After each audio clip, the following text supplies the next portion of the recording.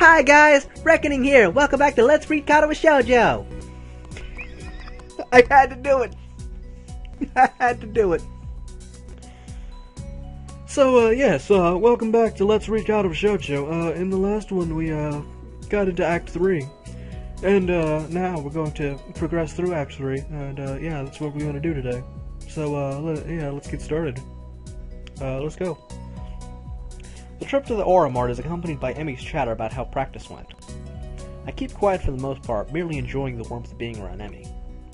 We get a few odd looks for passers-by, but I don't mind. We wind up buying some bread and instant noodles, realizing too late that we cannot actually cook the latter in the park. Oh well, I'll make it for lunch or something. That'll work. The park is located after a brief loss of direction that I blame entirely on Emmy. She, of course, blames me. We find a spot beneath the tree and sit down. I lean back against the trunk. Emmy sits across from me. Guess we should have brought a blanket or something to sit on, huh? Emmy shrugs. I don't mind. Neither do I. Emmy tosses me a package of bread and we dig in. Curry bread. Interesting! Oh, the curry bread. Oh boy. Oh buddy. I guess I wasn't really paying attention to what I'd grabbed in the store. Hey Sal, you look like your bread's a little spicy. I shake my head, trying in vain to keep an image of manliness. Nah, it's hardly spiced at all. Holy fuck, it's a fuck! I see. That must be why your face has gotten so red. Yes, exactly. The lack of spice has gotten my blood up. Holy fuck, this is hot! Because of the disappointment. Emmy laughs and swallows the last of her bread. Well, if you can't handle it, I'll be glad to take it off your hands. Hey, just because you wolfed down yours so quickly doesn't mean I'm gonna just give you mine. Emmy mock pouts, causing me to nearly choke on my bread with laughter. Oh, come on, Sal. Aren't you supposed to be concerned with making sure I got enough to eat now? We're dating, you know. Though... Emmy looks troubled all of a sudden. I can't say I feel any different. What do you mean by that? What makes this a date? It's just what we would have done anyway, really. This should feel different because before when we had lunch we were friends, and now we're level above friends. You sound like Ren. Laughter escapes and Emmy grins. Well, she might have put the thought into my head. We've talked about that sort of thing before. Really? About me? Not really, just stuff, really. Red thinks to change your label from friend to girlfriend seems arbitrary most of the time. Like there's no difference between the two. I can think of at least one, you know. You don't tend to kiss your friends quite as much. It depends on your culture, actually. Depends on your culture, really. For the second time that day, Emmy blushes slightly and giggles. I suppose you're right. Exactly. I'm always right about things like this. Emmy rolls her eyes and chuckles.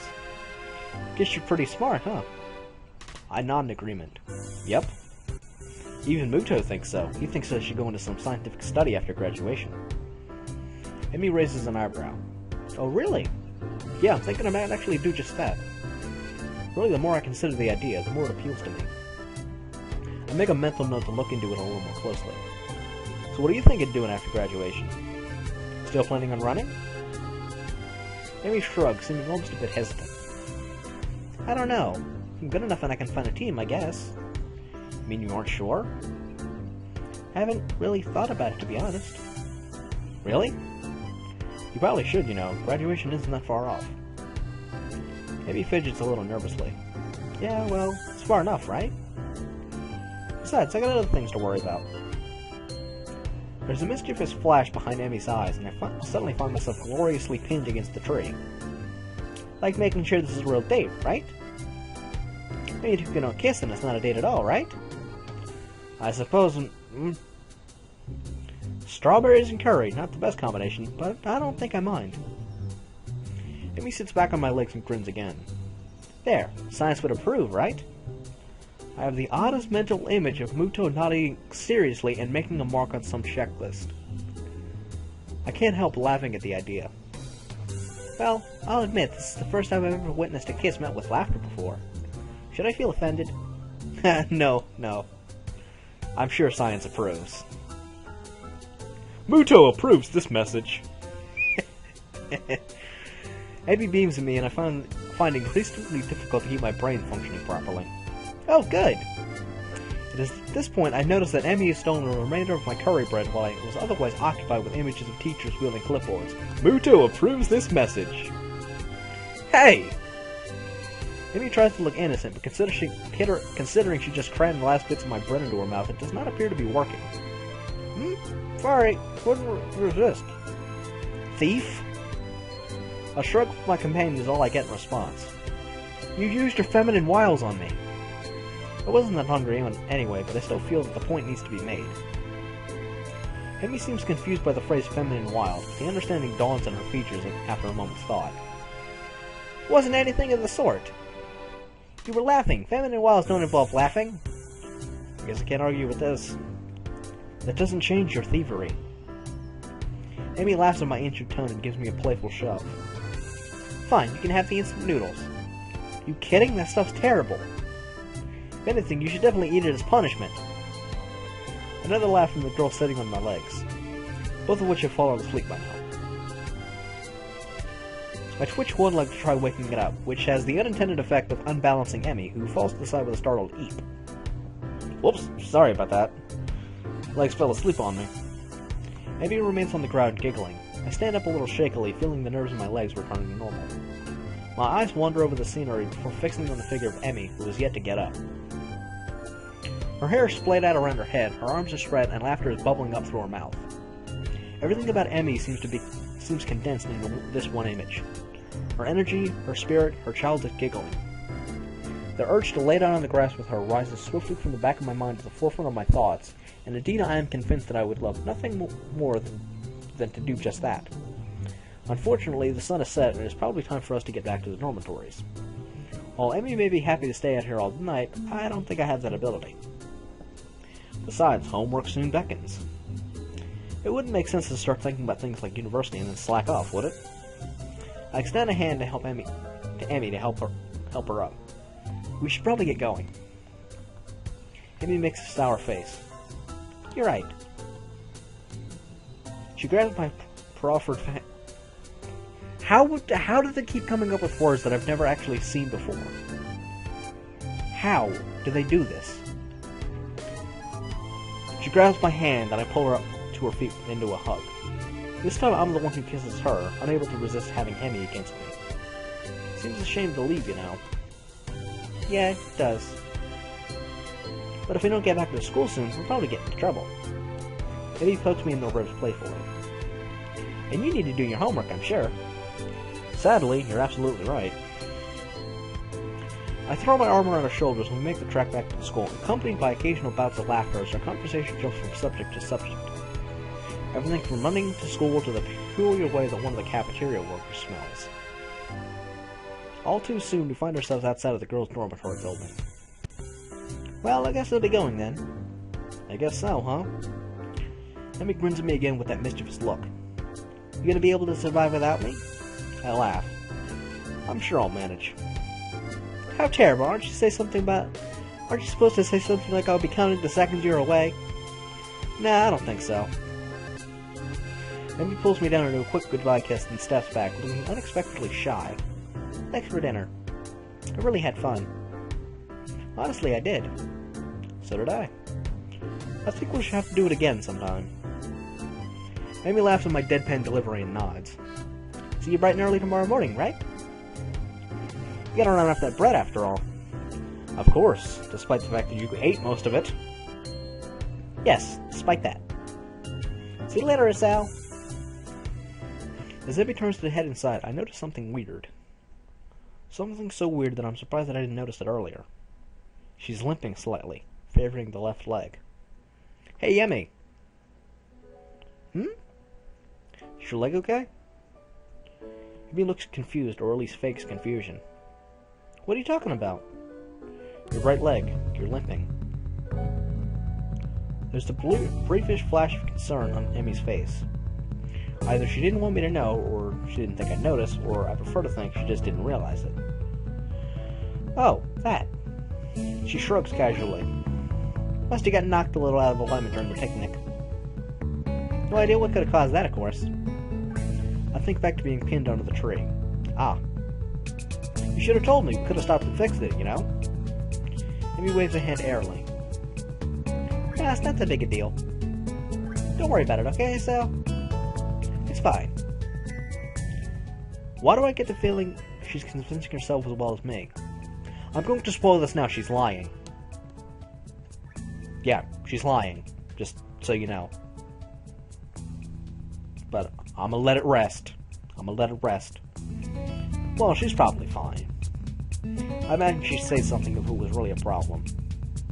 No. Heck, she'd probably get annoyed if I kept bringing it up. Yeah, really, I need to get going. Your attempts to keep me around are doomed to fail. Of course. Just prolonging the goodbye, I suppose. Under the grin lights up Emmy's face. Good night, Sal. Good night. As she limps inside, I find myself hoping she's okay despite her assurances that she's fine. I think I can call this a successful first date. Hell, any that day that ends with Abby pinning me under a tree to kiss me can't be that bad, can it? I head back to my room, mentally thank the gods that Kenshi doesn't ambush me in the hallway, and get started on my homework.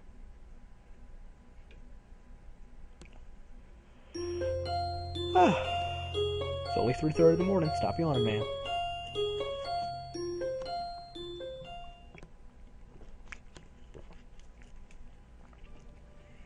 The morning is far too early for my taste. It doesn't help that I had trouble sleeping last night. There were simply too many things to think about. My mind refused to slow down. Instead, I replayed the rooftop, the park, and everything else over and over in my mind. There's a small part of my mind that is still paranoid that this has all been some kind of joke. That I'll meet up with Emmy at the track and track like nothing happened yesterday. Pushing these thoughts to the back of my mind, I throw on my running clothes and open the door. Amy's waiting for me with her usual smile. You're late. Or at least you're not early today. Are you tired or something? I found myself ruefully rubbing the back of my head. Something like that, yeah. Lots to think about and all that. Amy giggles in my mild understatement. Yeah, I didn't sleep that well either. I was actually glad you weren't early, because I wasn't early either. What if the same thing kept us awake? The image of her weeping face passes through my mind. What kept you up? Amy's expression falters, but she quickly notices my curiosity and forces a smile. Nothing important. She's obviously not telling me something. You are certainly a detective, Sal. The question is, should I press the issue? Something's clearly been bothering her for a while.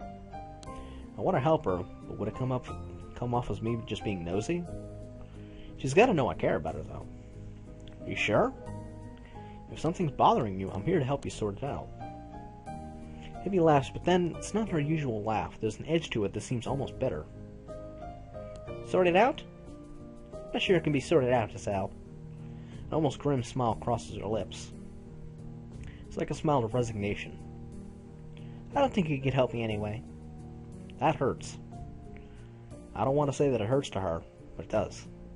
Doesn't she realize I want to be there for her when things go wrong? Well, I won't push you on the matter. But I'm here for you if you decide later that you'd like to talk about it. It might help.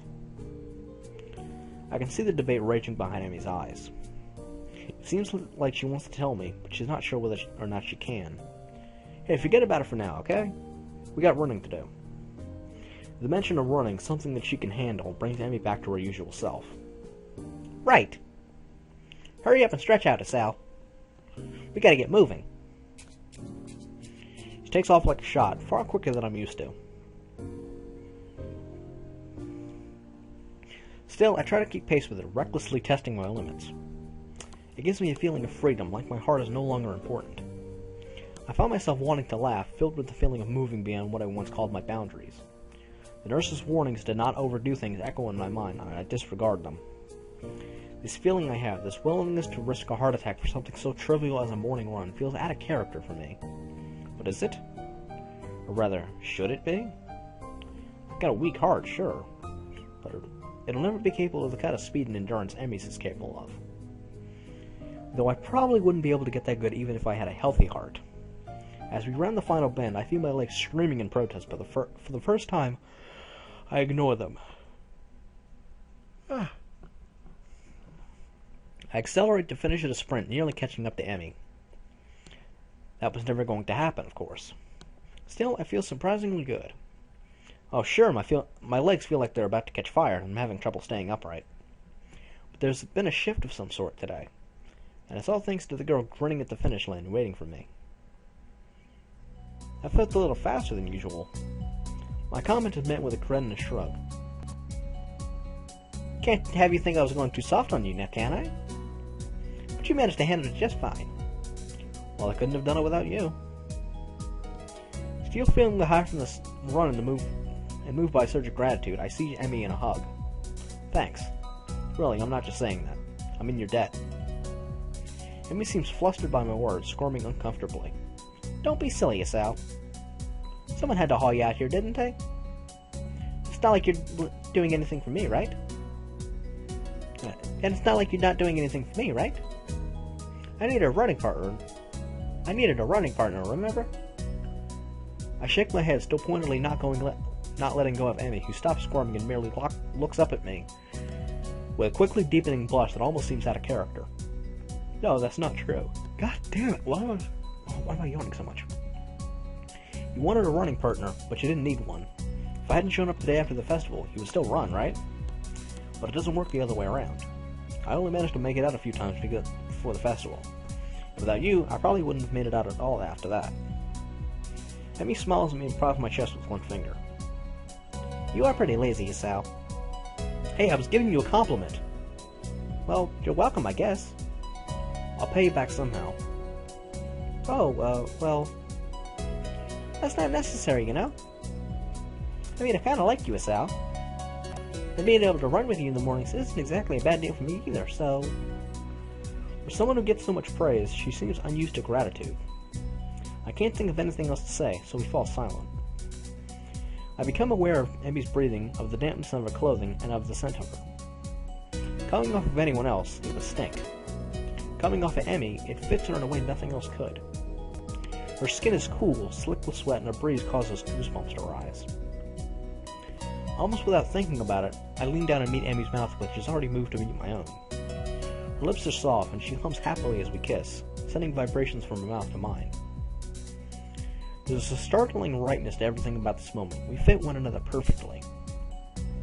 The kiss ends, and I finally let my arms drop back to my sides. Emmy's smiling warmly at me and giggles again. Fucking hell. Come on, Sal, we better go see the nurse. Then it happens.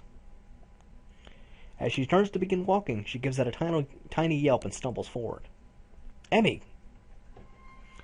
I leap to steady her and notice with some concern that she's favoring the same leg as last night. Your leg? Emmy seems panicked and pushes away from me. It's fine! My expression must seem to hurt because she hastens to apologize. Sorry. Didn't mean to push you like that. I was just... She stumbles for something to say. It's nothing, really. Hey, don't worry about it. She's so flustered I decided to shrug the whole thing off.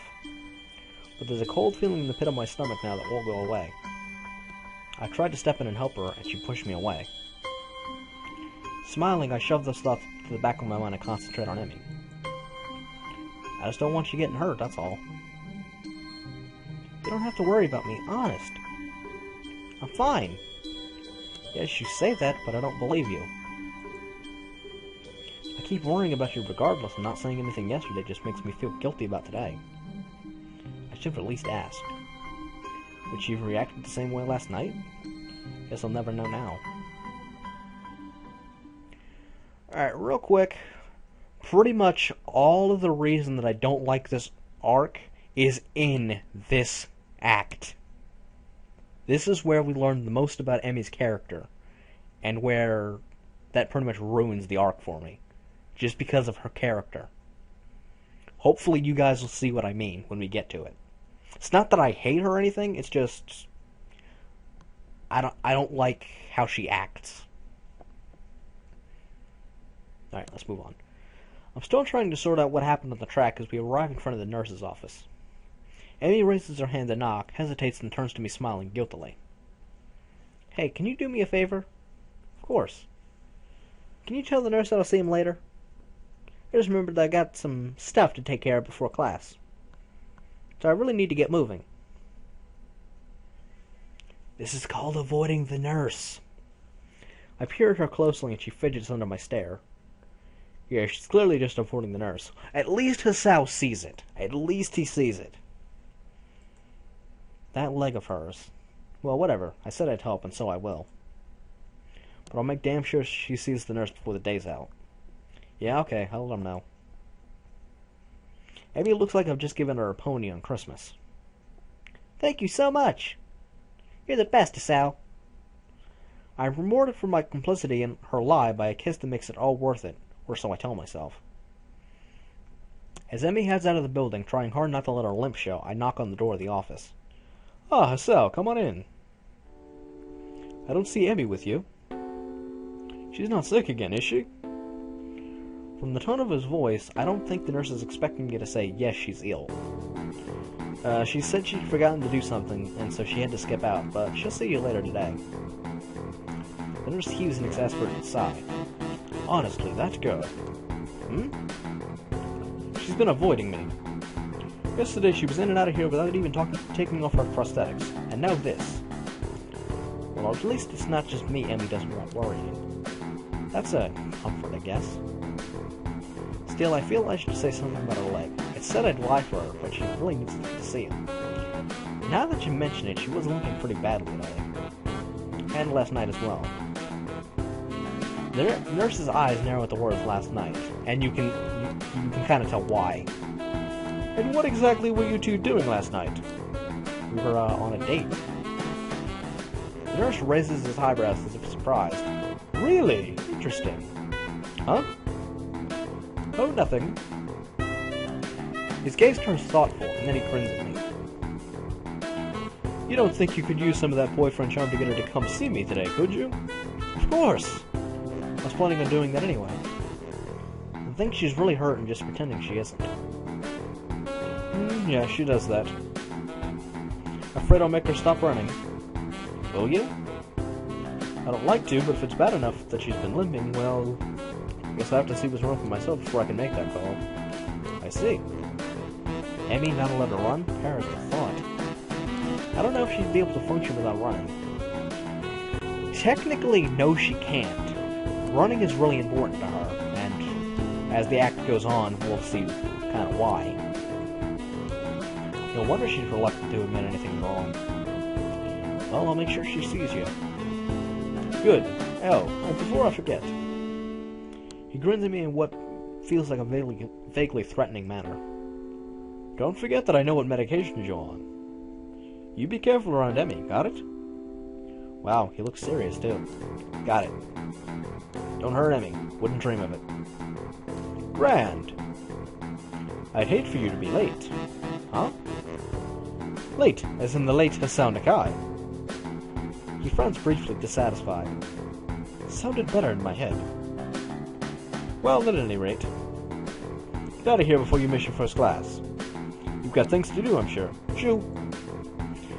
As I leave, I notice the nurse pulling out his phone and dialing a number. Miko, your daughter's being a pain in the ass again. I'd better head back to my room, or I really will be late. Hey, wasn't he supposed to check my heart rate? Goddamn nurse.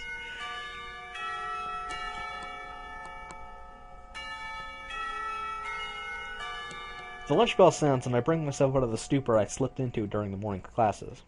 My lack of sleep last night, coupled with the increased pace of the morning's run, has left me a little exhausted.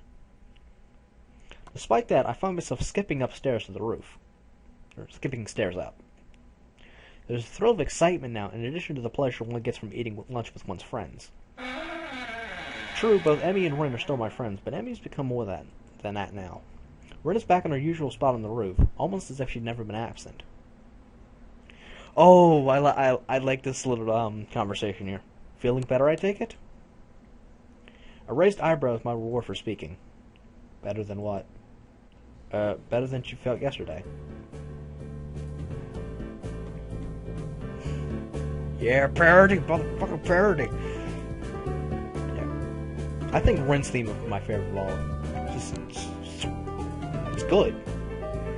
Ren gives my question some serious thought. I'm not sure. I think I might have felt rather good for some of yesterday, but it's all fuzzy. Too much cold medicine? Well, I was asleep, and that usually is pretty good. But I can't remember what it feels like to be asleep, because I'm not conscious for it. It's a real problem. Then again, if I knew how good it felt, I might not sleep anymore. This way I keep trying, so I guess that's how I keep from being overtired. An eternal mystery to keep you sleeping at night? Maybe mystery is the wrong word. Intangibility might be the proper way to describe it. I see. No, I don't see at all. I have no idea what she's talking about. But that's okay, since I rarely do. Do you remember what sleeping feels like? Like yesterday. Do you remember what you felt like sleeping yesterday? Well, I actually didn't get a lot of sleep yesterday. Maybe that's because you remember subconsciously. Actually, I think I was worrying about Emmy. Doesn't Emmy worry enough about herself? I hadn't considered that, but it gives me pause. True, would she ask for help if she needed it? Ren frowns and I raise an eyebrow. Will I get a proper answer? Probably not. Is there something she should be asking for help with? Her leg, for starters. This seems to catch Ren's interest. Leg? It's hurt, but you won't see the nurse about it. Ren shakes her head in disapproval. You have to make her. Like she makes me go to class, for her own good. Otherwise she could lose her legs again. That's just too weird. Losing things twice. Especially if you don't find them again to begin with. Unless prosthetics are the same as finding something. That's a different kind of loss, isn't it? I think so. I wonder. Wonder what? Is this seriously not the conversation I was thinking of? God damn it! Second time. Emmy seems to have snuck up on Ren and I, though Ren doesn't seem especially surprised, which is itself unsurprising, I suppose. Ren manages to sit herself upright quite expertly, throwing her upper body forward and using her momentum to right herself. Your leg, how's it feel? It earns me a frown and a bit of a glare. It's okay, I think. Not worth worrying about. Tell that to the nurse. He's quite insistent that you visit him, you know. Emmy pouts like I've just told her she's been grounded. He worries too much. It's not a big deal, just a little soreness. I try to resist rolling my eyes in exasperation. If it's nothing, then you should have no problem seeing him, right? Emmy narrows her eyes suspiciously. Did he put you up to this? Well, maybe. A little. But that's not the point. I would have reminded you to see him anyway. It would be terrible to see you really hurt and not doing anything about it. I would make it worse, and I don't really want to see you hurt, you know? Call me crazy, but I kind of would prefer to see you happy and healthy. With each statement, Emmy's frown fades a little more, until eventually she's grinning, albeit a little shyly. Well, if you're going to put it that way, then I guess I have to see him. Otherwise you keep worrying, and then I'll never get the end of it, right? That's right, I'll keep bugging you about it, and that might put a damper on our dates. How's the food, Sal? Talk to the nurse, Emmy. How was your day, Sal? Talk to the nurse, Emmy. Sal, I think I'm ready to go all the way. Talk to the nurse, Emmy. Sal, you fucking scumbag. See? Doesn't work that well. God damn it. Just look back at that line. Sal, I think I'm ready to go all the way. Talk to the nurse, Emmy. Fucking scumbag, Sal. Oh, there's my headache again. Getting too overexcited, fuck. Okay, now that I can see straight. Emmy giggles at my high-pitched rendition of her own voice and gives me an affectionate shove. My voice isn't that high, jerk. I thought it was pretty accurate. Emmy and I stare at Ren for a while before I burst into laughter. Emmy crosses her arms and huffs, mock offended. You're both jerks. Such vile calumnies from you, young woman. I'm stunned that you would call me, of all people, a jerk. Honestly, I don't know what to think. Amy sticks her tongue out at me. You ass. So Ren, how's the art club these days? Ren, seemingly as surprised by this sudden change of topic as I am, takes a minute to think before answering. I believe it is okay. Although Namiya keeps telling me to work harder. But I don't think he understands my methods. He always struck me as slightly creepy. Ren ponders the statement for a while. I've never really noticed. But I don't pay much attention to him most days, so maybe that's why. How often do you meet? Thinking of joining his cell? What? No, I've already decided to join a club. Really? Which one? Well, it's not really much of a club, to be honest. Oh, you joined the tea club? No, I joined the science club, I think. Amy looks highly confused. We have a science club? Not really, it's just me. That's not a club. That's sitting in your room reading books. No, I mean, it's just me and Mutou. I'm the only student so far. Mutou, really? A thought strikes her. Oh, was that what you were talking about yesterday? Your meeting with Mutou? Yeah, that was our first meeting, I guess. Amy giggles. Nerd. Hey, I can't help being clever. You know, I could have used your help years ago. You should have had your heart attack early in life, Isao. I laugh, and this is probably one of the realize this is probably one of the very rare times I've laughed about my heart attack. Hindsight. Yeah.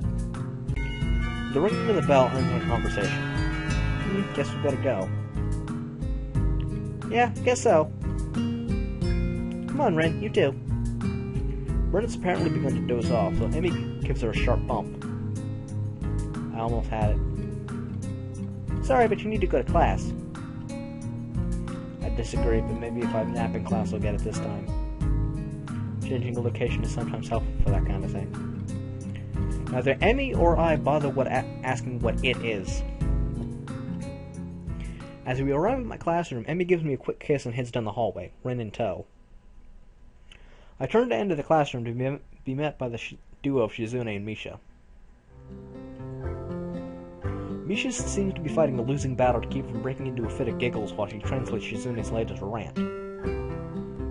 While we are pleased, nay thrilled, to see how well you managed to make new friends and forge relationships, with such a cutie too, He-chan. I think that last part was probably Misha. We nevertheless feel compelled to politely remind you that public displays of affection are strictly forbidden. Really? Disappointing, She-chan. By Section 8 of the Code of Conduct laid out in the student handbook. In this case, however, ignorance of the law may be your only excuse, as we are feeling lenient.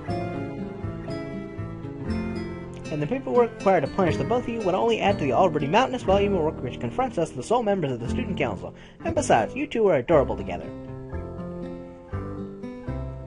Therefore, consider this a formal warning, and please refrain from such displays in the future.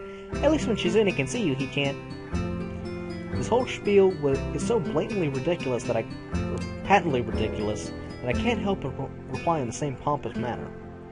Well, I, for one, feel enlightened. I apologize profusely for my rash actions and will strive to contain my baser impulses, which I fear impel me towards such inappropriate displays of public affection. It is hardly my wish to burden an already overworked student council with such petty matters, and will do my best to make your lives easier in this matter in the future. At least, when Shizune's watching. This last line is delivered with a wink to Misha, who finally loses control of her laughter. Wah! Well said, He-chan. Chuckling a little myself, we enter the classroom. I think I can end that off there. Alright, next time on Let's Read Katawa Shoujo. Let me check what scene we're in right now. Lunch and science. Let me consult my database, which is sitting a few feet away from me. Wherever that switch is. My database. Alrighty. Yeah, next time on Let's Read Katawa Shoujo, we'll probably get into the H scene. I believe you know what I mean with that. Yeah, I believe that's coming up very soon. Oh, buddy. In fact, we might get 2 of them. Oh, buddy. Oh, buddy. Lemons, lemons, lemons, lemons, lemons. Oh, buddy. Oh, the lemon joke. It's about to rear its ugly head. So, until next time, I'm reckoning you, the viewer, give me a like if you like this video. Leave me a comment telling me what you want to tell me, whatever it might be. And until next time, I'm gonna keep being healthy. Oh, ho, ho, ho. With a mustache. God damn, I'm such a stupid fuck. Oh, I'm so stupid. See you later, guys.